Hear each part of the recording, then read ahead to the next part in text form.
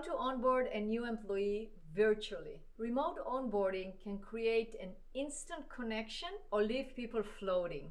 Here is what you must do in the first 48 hours to avoid disengagement and confusion.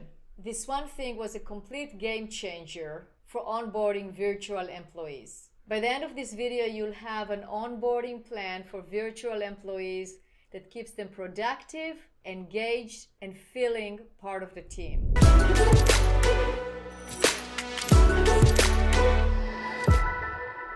So I'm getting this question quite frequently: how do I successfully onboard new employees that are virtual? You would think that by now we have it figured out, how we onboard employees that are working from home, that are working remotely, but there are still challenges and pretty obvious ones, right? Because if you have an employee that's coming into your office, you can shake their hands, you can make them feel welcome. But if somebody is remote, how do you create that engagement and that welcome feeling if they're not there in front of you? Do you stay with them on Teams or Zoom the whole day? How do you know that they're actually doing what they're supposed to be doing? What if they have a question? They can just walk to you and ask the question. So those are some of the challenges. And of course, you have the challenge of, well, how do I log into which system first? If they were next to you, you will just go in there and help them, or your IT personnel will go in there and help them get logged in. But it's a little bit different. So we understand the challenges. Okay, so how do we resolve it? So before we go into the solutions of the specific solutions on how to resolve it, the first thing that you need to have is a plan. And if you subscribe to my channel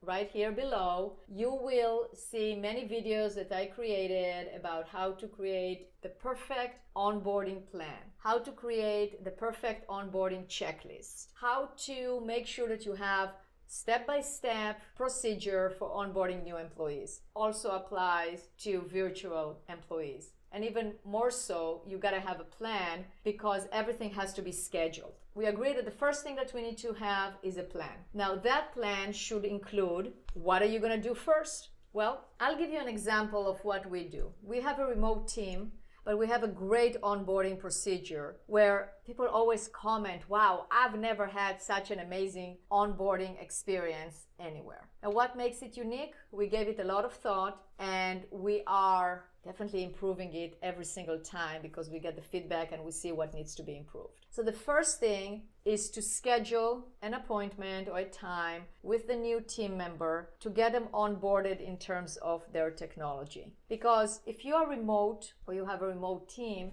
you have systems where they have to be logged in onto those systems, right? You have Teams or Slack, and you use Zoom, or again, you use Teams or whatever you're using for video conferencing. You have your task management system or your internal operating system that people have to be logged in, but it always starts with they have to have an email address in order to do that. So you set them up in such a way that they have the minimal amount of tech at the beginning, the technology at the beginning, but they are logged in. You then also designate the staff member, probably from your HR department, that is onboarding them, to do it in such a way that they feel welcome, they feel they're part of the team, they feel that they are being taken care of, and they feel that they now can be part and of the team by being able to communicate. And that's the most important thing, is creating those communication lines where they can be on those communication lines because they are in your system. So that will happen before their first day. Now, on the first day, you gotta have specific things that are going to happen. So you have to decide whether you are going to have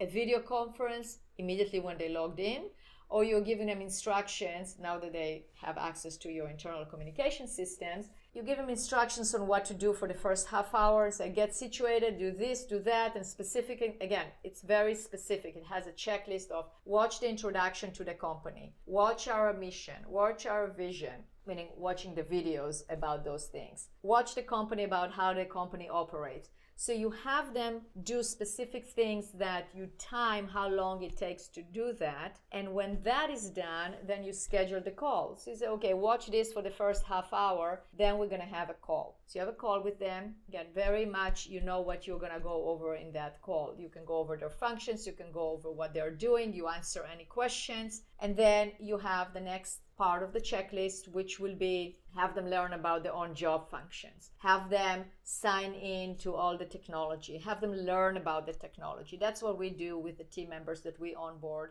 We have them learn the different tools that they're going to be using, doing tutorials, whether they have experience or not. If they have experience, they go through it very fast.